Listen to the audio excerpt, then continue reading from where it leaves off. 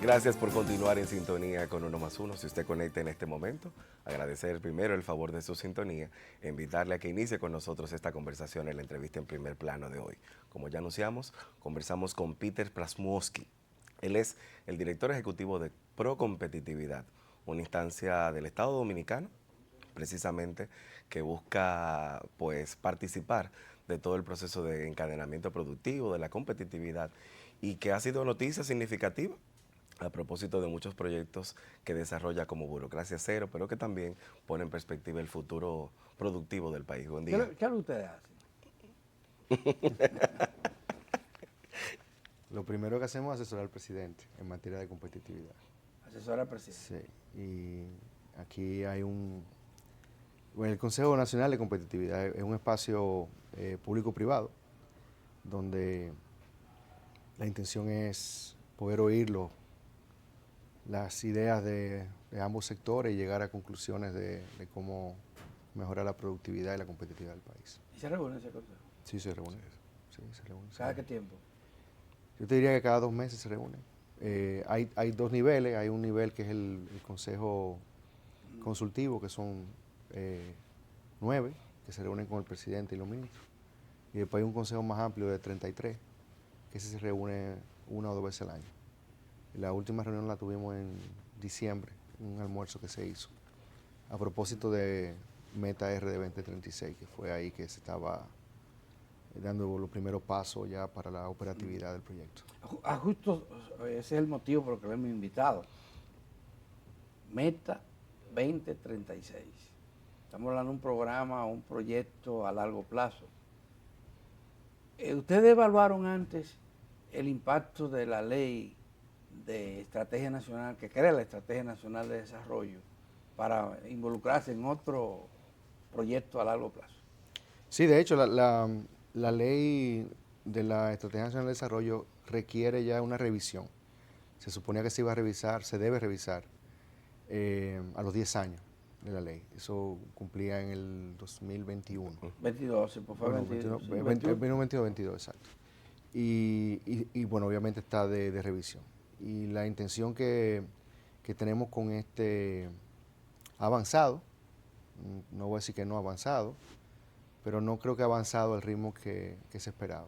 Y parte de la problemática es la mecánica de operatividad, de que las cosas se prioricen, se lleven a cabo. Eso fue un ejercicio muy bonito, donde se reunió todo el país, pero se reunieron, le pusieron un documento, lo entregaron y el seguimiento ha sido, no ha sido tan... No hay ningún órgano que... Sí, el Ministerio de Economía, Planificación y Desarrollo. Él debe de Sí, monitorearlo. los planes plurianuales se supone que deben tener dentro... Lo que pasa es que los problemas y las soluciones a los problemas, generalmente en el mundo económico, sociopolítico, son muy dinámicos y por ende requieren continua revisión. No hay tal cosa como, o sea, y no solamente con una revisión o un seguimiento de una institución, sino del involucramiento de todas las partes, ¿verdad? De todos los sectores. Entonces, ahí es importante revisar eso. Y lo que busca Meta 2036 también poner una meta muy específica. A veces cuando uno tiene demasiado objetivos diferentes, una meta muy específica, que es la de duplicar el Producto Interno Bruto al 2036. Que no es poca cosa. Que no es poca cosa. Eso es bastante difícil. Tendríamos que crecer por encima del 5 cada año. Por encima del 5 en promedio, sí. En promedio. Que ojo, lo hemos hecho ya. Bueno, hemos tenido años que hemos crecido mucho más de ahí. Sí, o sea, de los últimos 34 años, desde el 90 para acá. Si nosotros quitamos la crisis del 90 y el rebote del 91, la del 2003 y el rebote del 2004. O la pandemia. O la pandemia del 20 y el rebote del 21. Si nosotros quitamos esos años, la economía hubiese crecido 5 o 7 en promedio. Sí, pero hay que prever esos años. Así. Bueno, y hay razones estructurales. Sí. Pero la realidad es que fuera de esos eventos, uno obviamente exógeno, que fue la pandemia, otros 2 que son estructurales. Si quitamos esos 2 eventos, esos 3 eventos, la economía tenía el potencial de crecer 5 o 7. Y de hecho, de los 34 años, 18 crecimos por encima del 6. O sea que nosotros tenemos la capacidad de crecer. Lo que hay que es... Sí, no es ambiciosa esa meta. Siempre es ambiciosa, porque sigue siendo un promedio, el promedio fue 5. No fue 5, 7, 6, fue 5. Y eso significa que en promedio debemos crecer un 20% más, que es 6%, para lograr duplicarlo en 12 años. ¿Y en qué es lo que tenemos que hacer como país para lograr crecer a ese ritmo? Bueno, una de las razones por la cual el país hizo, de hecho fuimos la economía, desde el 90 hasta ahora, fue la economía que más creció de toda Latinoamérica. Sí. Tanto en términos reales como en términos per cápita.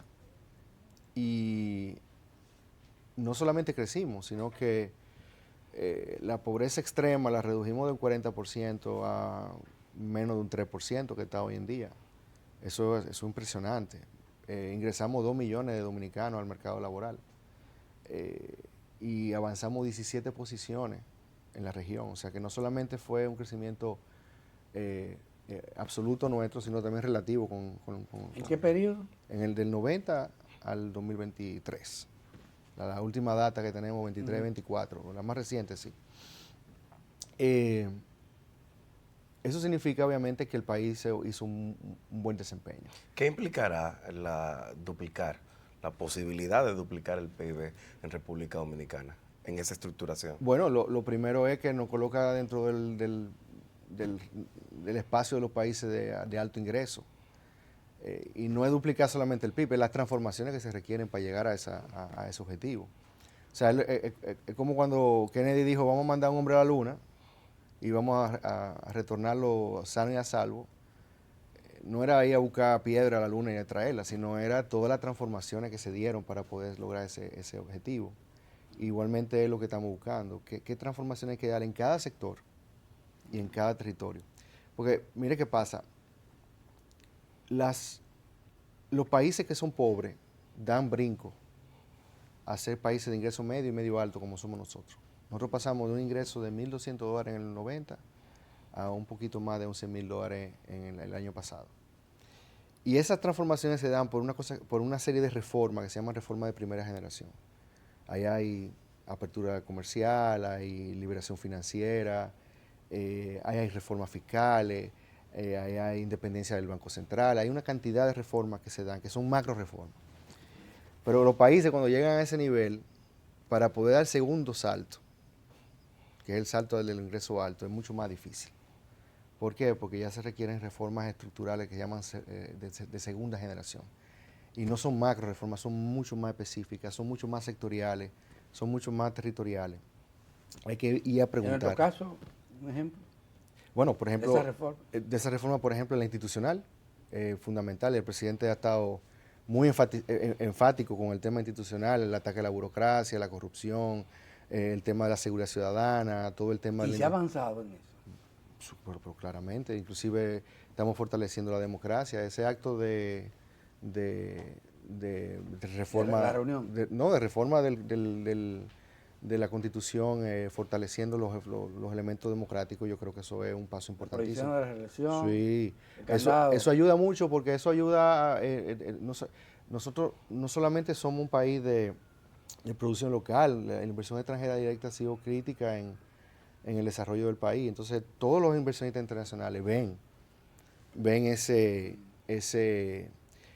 tipo de cambios institucionales. Y de hecho hay varias teorías que dicen que el elemento institucional, por ejemplo, es uno de los principales determinantes de que los países se estanquen o puedan avanzar.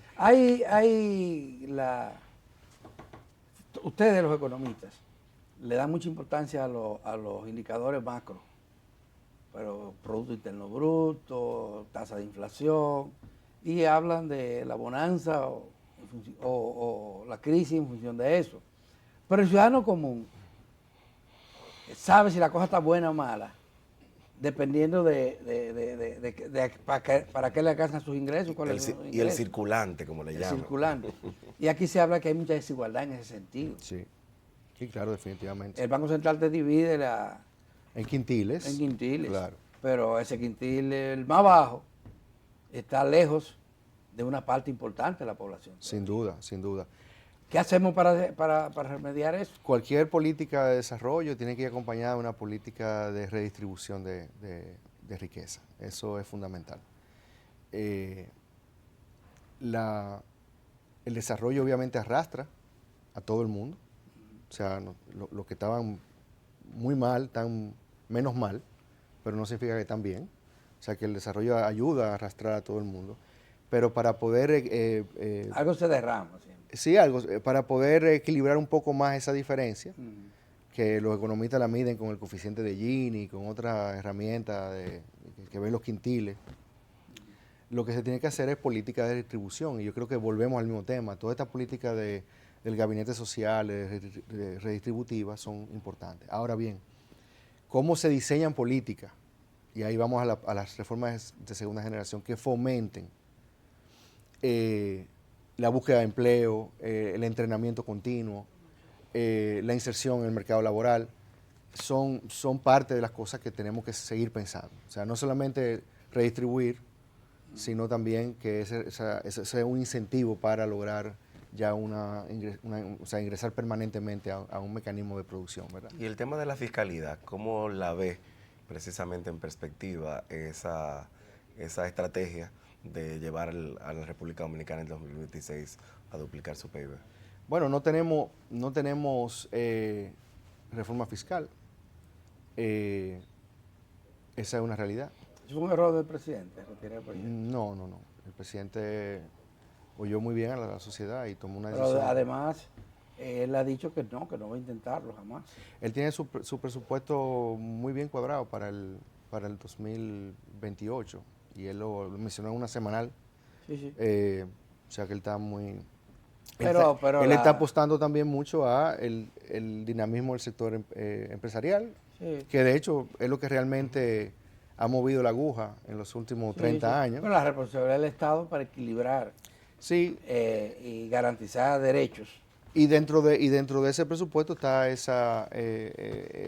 bueno, primero la garantía de derechos, y también está el tema de la redistribución que hablábamos ahora mismo. O sea, eso es muy importante.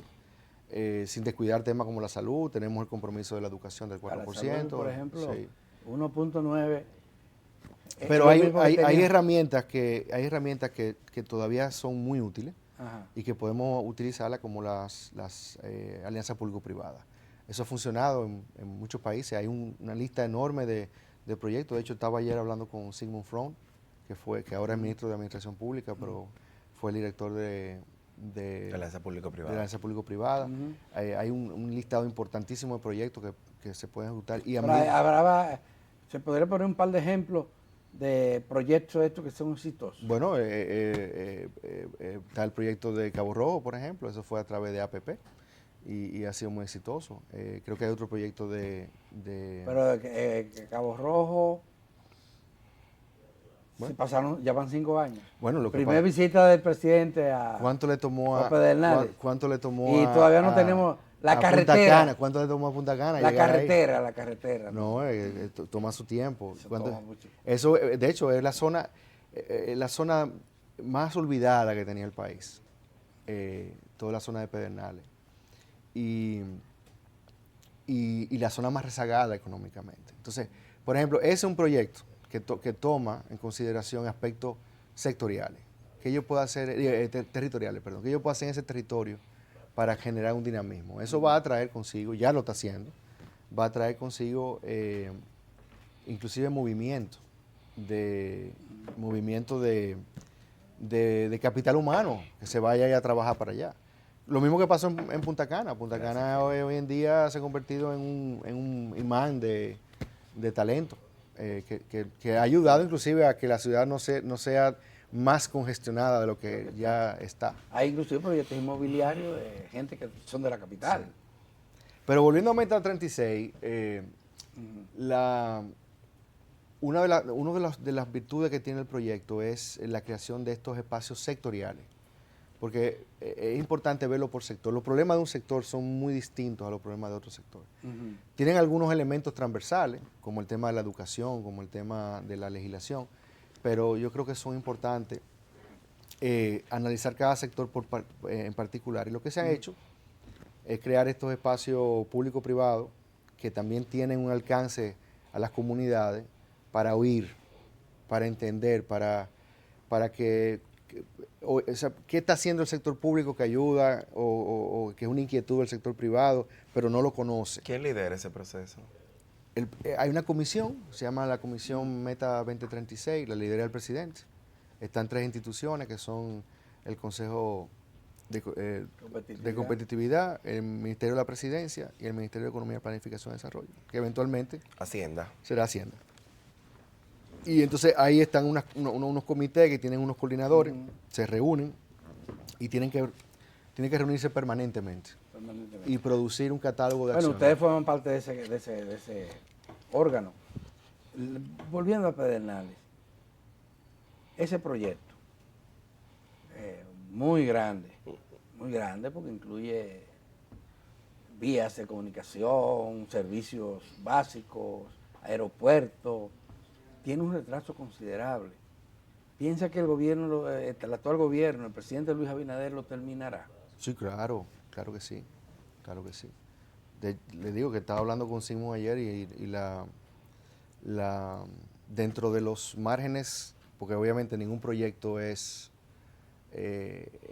se sabe a ciencia cierta. Cada diminuto de detalle. Cada minuto de detalle, pero dentro de los rangos naturales de evolución de un proyecto de esa magnitud, pues Están satisfechos. están satisfechos, claro. Pero aparte de lo que estamos sembrando, estamos sembrando el inicio de un proceso de desarrollo en esa zona. Eso tiene efectos multiplicadores que se van a generar a medida que, como yo les digo, la dinámica de nuevas empresas que van a llegar allá. Pero hay cosas que yo no entiendo de ese proceso. Mira, el Pelempito era un destino ecoturístico de los dominicanos y ya estaban yendo de extranjeros. A Pelempito no se puede ir porque la carretera no sirve. Arreglados. Tiene que ir un camión para subir para allá, un vehículo de doble tracción, pero muy bueno. Tú no puedes llevar un autobús con pasajeros. La gente que viene, que va a Pedernales, que viene en cruceros, no puede subir. Entonces ahí no se ha hecho nada ni se está haciendo nada. Todo eso se puede resolver. La carretera de aquí a Pedernales, digo de Barahona a Pedernales, todos pensábamos que esa carretera, porque esa carretera la inició Leonel Fernández. Sí. Y todavía no se ha terminado. Ni se ve posibilidad de que se termine pronto. Hay 2 hoteles que están casi terminados, los 2 hoteles. ¿Pero quién se va a hospedar en esos hoteles si no hay? ¿Cómo tú llegas? Bueno, asumiría yo que los dueños de los hoteles van a tratar de... Bueno, el tema es que los hoteles lo ha construido el Estado. Porque hay un tema que es lo importante de la oferta y la demanda. Sí. La oferta y la demanda. Sí. Si hay una demanda, la oferta se crea. Claro que sí. Entonces, si para poder llegar allá hay que remozar una carretera, pues se hace. Peter, hay 2 cosas que no sé si en el marco de 2036 o de las acciones mismas de procompetitividad ustedes contemplan dentro de este marco, y tiene que ver con 2 grandes desafíos que tiene República Dominicana respecto a la sostenibilidad y la participación en la dinámica laboral. Una es la fuga de cerebros. Cada vez tenemos perfiles más jóvenes, más acabados, que luego de formarse, ya sea en República Dominicana o de viajar al extranjero, no retornan a República Dominicana, sino que se colocan en un mercado internacional por mayores niveles de competitividad. Y el otro es el tema migrante, que como República Dominicana lo viven otras grandes capitales del mundo también, y que evidentemente es imposible hablar de desarrollo sin tomar en cuenta esta posibilidad y esta oportunidad. Sí, totalmente. El tema de la dinámica poblacional y laboral son fundamentales. Y todo eso que tú mencionas está dentro de lo que se llama capital humano, ¿verdad? Tenemos que tener niveles de educación que vayan acorde con las demandas del mercado, y eso implica un énfasis muy particular en la formación técnico-profesional.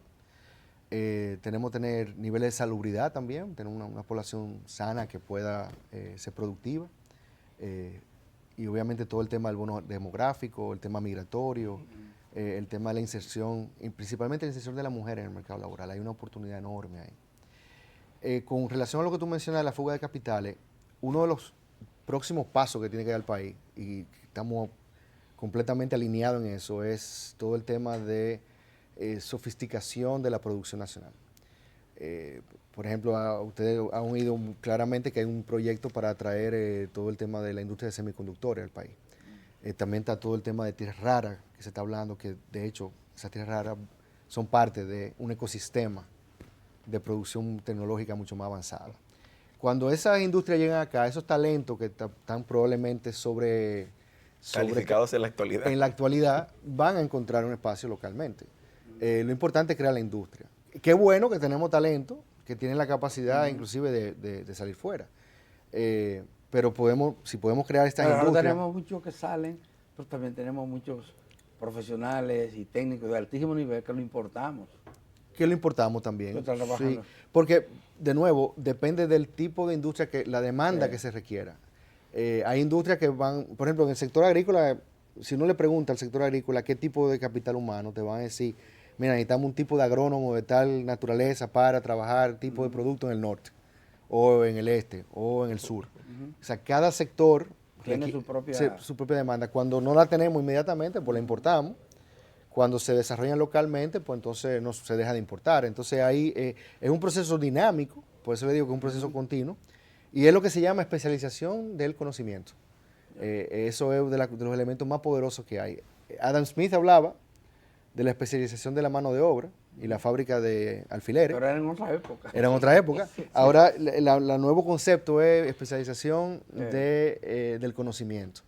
Mientras más uno, imagínense un hospital. Si uno se va a un pueblecito y hay un solo médico, ese médico, un médico general, él puede hacer muchas cosas, pero no todo. No puede hacer una operación de corazón abierto, no puede hacer una operación de cerebro. Si uno se va allá a un hospital, ¿qué es lo que es el hospital? Una especialización de conocimiento. Uno tiene, entonces la especialización de conocimiento lo que hace es que diversifica tu entorno. Entonces lo que nosotros necesitamos es especializar conocimiento para que... ¿Se ha avanzado algo en eso? Estamos trabajando en eso. O sea, todo el tema del nearshoring, que con Trump ahora va a ser más interesante porque hay muchas empresas que van a venir a buscar lugares estables, con democracia sólida, con perspectiva de crecimiento alto, con condiciones, con gente buena.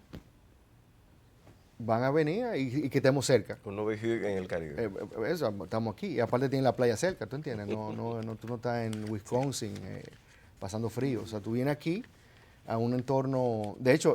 con playas y ríos. Puertos, aeropuertos. Playa y río. En Punta Cana se está desarrollando ahora una zona franca de talento. ¿Sí? De inversionistas jóvenes que vienen para acá y tienen las dos cosas, tienen los dos mundos, tienen la playa y tienen también todo lo favorable del sistema de zona franca. Metas inmediatas de ustedes para llegar al proyecto grande. Sí. Metas, acciones concretas. Ahora mismo hay, así como estamos hablando, hay 12 mesas o 12 comités sectoriales que se están reuniendo. Y ahí se tienen que priorizar, cada comité tiene que priorizar cuatro acciones concretas. Cada una. Y de esas 4 acciones tiene que haber una por lo menos que sea de fácil y rápido acceso.